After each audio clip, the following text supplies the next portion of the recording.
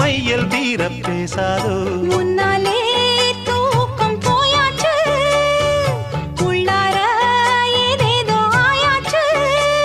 நான் ஏரிக்கர மேலிருந்து 8 திசை பார்த்திருந்து ஏந்திழைக்கு காத்திருந்தேன் காணல்ல மணி 7